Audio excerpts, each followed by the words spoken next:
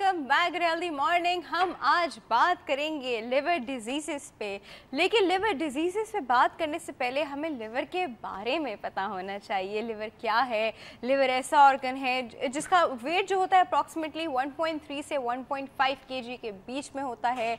इसके दो लोब्स होते हैं, लोब के बीच में क्या गॉल ब्लैडर होता है। इन सब चीज़ों पे हम आज बात करेंगे। ये सब चीज़ें मैं नहीं बताऊंगी आपको, मुझसे ज़्यादा जो डॉक्टर साहब हैं यहाँ पे वो बताएंगे। और हमारे साथ मौजूद है doctor Asif Farooqui, family physician है, ज़ियाउद्दीन हॉस्पिटल में होते हैं। इनको वेलकम करते हैं। अस्सलाम वालेकुम डॉक्टर साहब। अस्सलाम वालेकुम, कैसी हैं आप? बिल्कुल ठीक ठाक, आप कैसे हैं? अल्हम्दुलिल्लाह। अच्छा, डॉक्टर साहब जो हैं हम उनको वेलकम करेंगे हमारे शो में, क्योंकि ये आज हमारे शो में पहली बार आए हैं और अभी आते रहेंगे डेफिनेटली। अच्छा डॉक्टर साहब, हम लोग बात कर रहे हैं आज लिवर डिजीज़ पे, तो सबसे पहले आप लिवर की एनाटॉमी से बताना शुरू कीजिए हमारे व्यूअर्स को। ज़रूर। लिवर इंसान के जिस्म का सबसे बड़ा ऑर्गन है। आपने इसका वेट बताया तकरीबन 1 से 1.5 किलोग्राम के बराबर सबसे बड़ा ऑर्गन है। अगर इसके साइज़ को इमेजिन करना है तो it's about size of a football. एक जो फुटबॉल की गेंद है उसके बराबर तकरीबन इसका साइज़ होता है। बड़ी वाली फुटबॉल या छोटी? सॉकर बॉल कह ले, सॉकर बॉल। फुटबॉल। फुटबॉल बिल्कुल उसके बराबर। और इसको बड़ी हिफाजत से रिब्स के पीछे एब्डोमिनल कैविटी में पेट के अंदर ही होता है ऑर्गन, लेकिन इसको प्रोटेक्ट करने के लिए आगे से रिब केज यानी जो पसलियां हैं वो एक इसका हॉल से आप समझ लीजिए फॉर्म कर देती हैं ताकि इंजरीज़ वगैरह से ये प्रोटेक्टेड रहे। अल्लाह ने इसको इस तरह से रखा है। इसका काम इंसान के जिस्म में वैसा ही है जैसा किचन का एक आम घर में होता है। अच्छा। यानी न्यूट्रिशन प्रोवाइड करना सारे जिस्म को। तो इसकी सबसे बड़ी बात यह है कि जो भी हम ग़िज़ाइयत या न्यूट्रिशन या खाना हम कंज्यूम करते हैं वो पेट और मैदे और आंतों के ज़रिए एब्जॉर्ब होके सबसे पहले वो लिवर में पहुंचता है। सर मेरे ख्याल से आप कह रहे हैं ना किचन, तो मेरे ख्याल से थोड़ा थोड़ा वॉशरूम का काम भी करता है ये। हाँ, वॉशरूम का भी काम है, मैं उस पर आता हूँ। लेकिन सबसे पहले ये कि खाने को या ग़िज़ाइयत जो हम कंज्यूम कर रहे हैं डाइट की फॉर्म में, उसे मैदे और आंतों से एब्जॉर्ब करके और उसको कन्वर्ट करना ऐसे फॉर्म में जिसमें जिस्म के दूसरे आज़ा और पट्टे इसको इस्तेमाल कर सकें। ठीक है ना? गेस्ट रूम भी है ये? गैस ये वहाँ पे सब ये चीज़ें पहुँचती हैं। सबसे पहले जो है पोर्टल वेन, जो वो सारा खून जो मैदे से और ग़िज़ाइयत लेके पहुँचता है वो यहाँ आता है। यहाँ पर आकर इसका काम ये है कि ये जो खाना या ग़िज़ाइयत पहुँची है उसकी सफाई करना, यानी उसमें वो चीज़ें जो कि टॉक्सिक हैं, जो जहरीली हैं, उनको डिटॉक्सिफाई करना ताकि वो आगे जाकर नुकसान ना पहुँचाएँ। सही। तो चाहे हम दवाइयाँ खाएं या हम आम ग़िज़ा खाएं, उन सब के अंदर कुछ न कुछ टॉक्सिक प्रोडक्ट्स ज़रूर होती हैं जो हमारे पूरे वजूद के लिए ख़तरा हो सकती हैं। लिवर का काम ये है कि उस तमाम गलाज़त को, गंदगी को मेटाबोलाइज़ करके या डिटॉक्सिफाई करके इस काबिल बना देता है कि वो आगे हमारे वजूद के लिए सेफ़ हो। सबसे पहले तो इसका ये काम है। साथ ही लिवर का ये काम है कि ये एक ग्लैंड भी है, ना सिर्फ ये कि ये ऑर्गन है बल्कि एक ग्लैंड भी है, यानी कुछ चीज़ें ये सीक्रेट भी करता है, खुद पैदा करता है, जिसको हम बाइल कहते हैं। ये एक येलोइश गोल्डन कलर का एक लिक्विड है जो लिवर सारा दिन पैदा करता रहता है और उसको एक रेजरवॉयर जिसे हम गॉल ब्लैडर या पित्ता कहते हैं, और वो उसके दो लोब्स के बीच में ही होता जी है। बिल्कुल, एक छोटी सी पोटली लटक रही होती है और उस पोटली के अंदर ये बाइल जो है जो लिवर से मुसलसल पैदा हो रही है स्टोर होती है और बवक्त ज़रूरत जब हम खाना कंज्यूम करते हैं तो ये बाइल इस पोटली से निकल के आंतों में पहुंचती है और इसका काम ये है कि कई चीज़ें ख़ास तौर पे चर्बी, फैट्स को एब्जॉर्ब करने में हेल्प भी करती है साथ ही। तो ये इसके दो मेजर फंक्शंस यहाँ पे हो गए। फिर उसके बाद इसका जो तीसरा फंक्शन है वो ये कि it is also like a storage cabinet. जैसे किचन के अंदर हम गेस्ट हाउस तो ये उन चीज़ों को रोक कर भी रखता है। रमज़ान माशाल्लाह अभी ख़त्म हुए हैं, आपको पता है कि हम 14 से 16 घंटे का रोज़ा रखते हैं, लेकिन फिर भी हम अपनी तवानाई को मेंटेन करते हैं उस 14 से 16 घंटे में खाना खाए बगैर। उसकी वजह यह है कि जो कार्बोहाइड्रेट्स या नशास्ता जिसे हम कहते हैं वो भी लिवर ग्लाइकोजन एक स्टोरेज फॉर्म है उसमें अपना मौजूद रखता है और वक्फे से शुगर के फॉर्म में खून में रिलीज़ करता रहता है ताकि ब्रेन और दूसरे ऑर्गन्स जो हैं अपना काम करते रहें। सही सर, इसमें वीनस साइनसेस की भी बात कीजिएगा। हमारे पास एक कॉल है, वो ले लेते हैं पहले। अस्सलाम वालेकुम। अस्सलाम वालेकुम। अस्सलाम वालेकुम। हमें आवाज। अस्सलाम वालेकुम। वालेकुम सलाम। Good healthy morning. कौन बात कर रहा है? मैं हुमैरा बात कर रही हूँ गुजरावाला से। जी हुमैरा, कैसी हैं आप? मैं ठीक ठाक, आप कैसी हैं? बिल्कुल ठीक ठाक। क्या कहना चाहेंगी? मैं आपसे ये कहना चाहती हूँ कि आप मुझे बहुत क्यूट लगती हैं। अच्छा ठीक है, okay, thank you so much. और मैंने ये कहना था, एस्ट्रोलॉजी वाले अंकल कब आएंगे? एस्ट्रोलॉजर अंकल जो होते हैं वो हमारे पास मंडे की सुबह में होते हैं। मंडे को ना सुबह 9:15 बजे। ठीक है, ठीक है जी, यस चलो ठीक है। Thank you so much for calling Humaira. Thank you. Cute call है। चले, ऐसा भी होता है। कमिंग बैक टू लिवर, हम लोग बात करते हैं वीनस साइनस से जो वो ब्लड स्टोर करता है वो वाला। जी एक बहुत कॉम्प्लिकेटेड सिस्टम मौजूद है लिवर में, जिसको हम सर्कुलेटरी सिस्टम कहते हैं। दो तरह के ब्लड सोर्सेज जो हैं वो लिवर में आते हैं। एक पोर्टल वेन जो कि आंतों से और मैदे से ब्लड को लेके लिवर में पहुंचती है, और इससे एक सिस्टम क्रिएट होता है इन दोनों ऑर्गन्स के बीच में, यानी इंटेस्टाइन्स और लिवर के बीच में, जिससे हम पोर्टल सर्कुलेशन कहते हैं। और एक ब्लड वो है जो जिस्म के निचले हिस्से से हेपेटिक वेन्स के ज़रिए, इन्फीरियर वेना केवा के ज़रिए यहाँ पर आता है और यहाँ से गुज़र के और फिर वो हार्ट की तरफ पहुँचता है। इन दोनों सर्कुलेशंस को, कि एक वो सर्कुलेशन जो कि न्यूट्रिशन लेके इंटेस्टाइन से पहुँच रही है, और एक वो आम सर्कुलेशन वीनस जो कि डीऑक्सीजनेटेड ब्लड को बाकी जिस्म से लेके ऊपर आ रही है इन्फीरियर वेना केवा के ज़रिए, वो यहाँ पे आती है।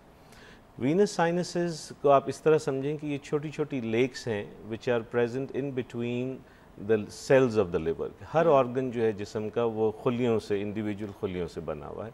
इसी तरह लिवर के जो खुलियाँ जिन्हें हम हेपेटोसाइट्स कहते हैं, या लिवर सेल्स, वो लिवर में मौजूद हैं मिलियंस की तादाद में, और उनके बीच में इस तरह से निज़ाम रखा गया है कि ये ब्लड जो कि न्यूट्रिशन लेके आ रहा है, ये इन पूल्स में या लेक्स में, ये छोटी छोटी इन कलेक्टेबल चीज़ों में आके साइनसेस में आए, ताकि जो लिवर सेल्स हैं हेपेटोसाइट्स, वो आसानी से जो चीज़ें इन्होंने करनी है, जो न्यूट्रिशन या चीज़ें जो इंटेस्टाइन से एब्जॉर्ब होके आई हैं, उन्हें अपने अंदर जज्ब करें और उसके बाद उन्हें प्रोसेस करके वापस ब्लड में दें, ताकि वो फिर सर्कुलेशन में जाए। ओके ओके सर, फिर ये भी होता है कि इमरजेंसी की सिचुएशन में जब ब्लड एकदम से हाइपोवॉलेमिक की तरफ जाते हैं, तो फिर लिवर जो है वो एकदम से ब्लड अपने अंदर से निकालते हैं, ताकि वो उससे इमरजेंसी से कोप अप कर सकें। बिल्कुल, बल्कि अगर आप इंसान की बिल्कुल इब्तदाई दौर में जब एक फीटस फॉर्म होता है, तो उस स्टेज के ऊपर लिवर का एक फंक्शन जो कि फिर एडल्ट लाइफ में ख़त्म हो जाता है, वो ये भी होता है कि it is a part of your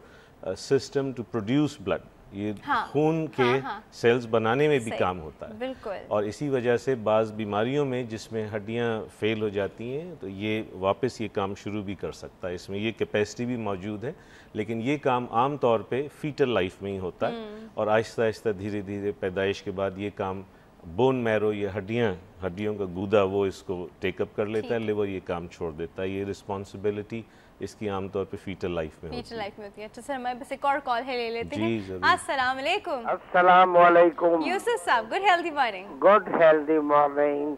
कैसे हैं? तबीयत खुश हो जाती है बेटा, आपको देख के तबीयत खुश हो जाती है। Thank you sir, thank you so much. अच्छा, आज मेरा जो सवाल है ना, वो मेरी जात के मुतालिक ही है, थोड़ा सा तफसीली जरूर है, लेकिन बहुत जरूरी है। अच्छा, जैसे डॉक्टर साहब फरमा रहे हैं ये लीवर डिजीज आज का टॉपिक है, तो मेरा लीवर डिजीज से तो कोई ताल्लुक सवाल नहीं है, लेकिन डॉक्टर साहब जो तफसील से सारी चीजें बता रहे हैं, तो इन्हीं से मुतल्लिका लग रहा है मेरा सवाल। मैं इंसुलिन लगाता हूँ, शुगर का मरीज हूँ। ठीक है। तो मैं जब इंसुलिन लगा लेता हूँ, खाना खाता हूँ, तो उसके बाद मेरी शुगर जो है वो नॉर्मल हो जाती है। उसके बाद मैं रात भर खाना नहीं खाता, कुछ नहीं खाता, लेकिन सुबह बढ़ जाती है। तो क्या ये शुगर कहाँ से बढ़ती, जब मैं नया खाना मैंने खाया ही नहीं। और मैं रात को नोट किया बराबर के, मैं 12 बजे देख रहा हूँ तो शुगर नॉर्मल हो गई है, फिर वो 2 बजे उससे ज्यादा हो गई है, 4 बजे उससे ज्यादा हो गई है, अच्छा, सुबह 9 बजे उससे उठ के चेक किया है आपने? हाँ, मैंने मॉनिटर करने के लिए कि सुबह मॉर्निंग की मेरी ज्यादा क्यों आती है। तो क्या ये लीवर बनाता है डॉक्टर साहब, ये क्या है, ये कौन सी चीज? अब मैं ग़िज़ा नहीं खा रहा तो ग़िज़ा से ही शुगर बनती है, तो ये क्यों बन रही है डॉक्टर साहब? और आपकी मुस्कुराहट का बहुत बहुत शुक्रिया। ओ क्या thank you doctor, thank you sir, thank you so much. जी यूसुफ साहब, इतना लंबा क्वेश्चन भी नहीं था, उन्होंने कहा इतना तफसील से, लेकिन बहुत ही इंपॉर्टेंट क्वेश्चन है, क्योंकि हम जब शुगर मॉनिटर करने पे आते हैं तो होता ही है, रात को आपने खाना खाया और शुगर वाले पेशेंट है, फॉर इंस्टेंस आपकी शुगर 140 थी, सुबह उठे 175, क्यों? बिल्कुल, देखिए इसमें मैंने अभी पॉइंट आउट किया इस बात को, और यूसुफ साहब का सवाल डायबिटीज़ के हवाले से बड़ा पर्टिनेंट है कि क्यों रात भर में शुगर बढ़ी रहती है जब आपने खाना 8 या 9 बजे खा लिया। उसकी वजह यह है कि जब भी हम ग़िज़ा कंज्यूम करते हैं, जैसे मैंने बताया कि लिवर का एक काम स्टोरेज साइट भी है, या गेस्ट हाउस, जैसे आपने बताया कि ये कुछ चीज़ों को मेहमान रख के बैठा रहता है, और वक्फे वक्फे से वो ग्लूकोज को भी मेहमान बना के बिठाया हुआ है in the form of a chemical compound जिसको हम ग्लाइकोजिन कहते हैं। ग्लाइकोजिन के फॉर्म में जो शुगर या नशास्ता हम खाते हैं, कार्बोहाइड्रेट्स, वो लिवर में स्टोर रहते हैं। तकरीबन 800 से 1000 ग्राम के करीब ये केमिकल या ये कंपाउंड लिवर के स्ट्रक्चर के अंदर मौजूद रहता है, और लिवर का काम ये है कि ये धीरे धीरे उस ग्लाइकोजिन को वापस ग्लूकोज में कन्वर्ट करके इंसान की जो सर्कुलेशन है उसके अंदर रिलीज करता रहता है। अगर सर ये काम ना करे ना तो हम हाइपोग्लाइसीमिया में कितने आराम से जा सकते हैं। बिल्कुल, फिर तो हम सोचिए आपकी रात को कंट्रोल हो गई थी, आपने कुछ नहीं खाया, उसके बाद आपने इंसुलिन भी लगाई हुई है, तो आपकी ग्लूकोज कितनी ड्रॉप हो सकती है उस वक्त। और इसकी बेस्ट एग्जांपल ये है कि जब जैसे रमज़ान में हम फास्टिंग करते हैं, हम रोज़ा रखते हैं, 14 से 16 घंटे तक कोई खाना पीना नहीं होता, लेकिन इसके बावजूद आपकी तवानाई, आपकी ब्लड शुगर लेवल मेंटेन रहती है एक ख़ास रेंज के अंदर। डायबिटीज़ के मरीज़ों में आमतौर पे ये लोग समझते हैं कि डायबिटीज़ इस वजह से होती है कि जी इंसुलिन की कमी है, सही, ये भी वजह है, लेकिन डायबिटीज़ की एक ही वजह नहीं है। सर इस पे और बात करते हैं, हमारे पास एक कॉल है, ले लेते हैं। अस्सलाम वालेकुम। अस्सलाम वालेकुम मैम। Good healthy morning. कौन बात कर रहा है? मैं आफिया बोल रही हूँ जिद्दा से मैम। जद्दा से बोल रहे हैं आफिया? जी जी जी आफिया, कैसी हैं? मैम मुझे पूछना है कि मेरी 2 बच्चियां हैं माशाल्लाह। जब मेरी फर्स्ट बेबी की दफा प्रेगनेंसी हुई थी तो मुझे बॉडी पे बहुत ज्यादा एलर्जी हो गई थी। अच्छा। तो जब सेकंड प्रेगनेंसी हुई तो उसमें मुझे जब डायग्नोज किया गया कि मेरे लिवर के एंजाइम्स बढ़े हुए हैं बहुत, तो मुझे बॉडी पे बहुत ज्यादा एलर्जी हो जाती है प्रेगनेंसी में, बहुत ज्यादा सीवियर एलर्जी हो जाती है। क्या मतलब इचिंग होती है, दाने निकल आते हैं, क्या होता है? इचिंग होती है, इचिंग कर करके खून निकलना शुरू हो जाता है स्किन से। ओके। बहुत ज्यादा एलर्जी हो जाती है कि मैं कुछ खा पी नहीं सकती, उसकी वजह से आयरन की कमी होती है, लेकिन आयरन टैबलेट्स मैं बिल्कुल भी नहीं ले सकती, आयरन के साथ और ज्यादा एलर्जी होती है। तो मुझे ये डायग्नोज किया जाता है कि मेरे लिवर के एंजाइम्स बढ़े हुए हैं। लेकिन सेकंड बेबी की डिलीवरी के वक्त मेरा डायग्नोज हुआ कि मुझे हेपेटाइटिस सी हो गया उसकी वजह से। उसके बाद मैंने उसकी 5 मंथ्स के बाद मैंने उसका लिया ट्रीटमेंट, 6 मंथ्स का ट्रीटमेंट लिया, इंजेक्शन लगवाए, सारा कुछ किया। तो उसके बाद अब मुझे 3 माह पहले मुझे प्रेगनेंसी हुई।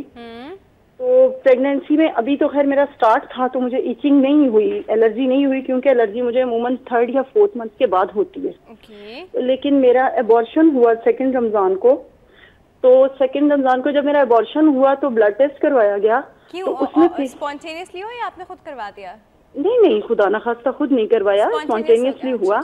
और मेरे ब्लीडिंग होती थी तो उसकी वजह से मेरा एबॉर्शन हो गया। तो जब उस वक्त डायग्नोज ब्लड टेस्ट करवाए गए तो उसमें फिर से डायग्नोज हुआ कि मुझे हेपेटाइटिस सी हो गया, अगेन फिर से हो गया।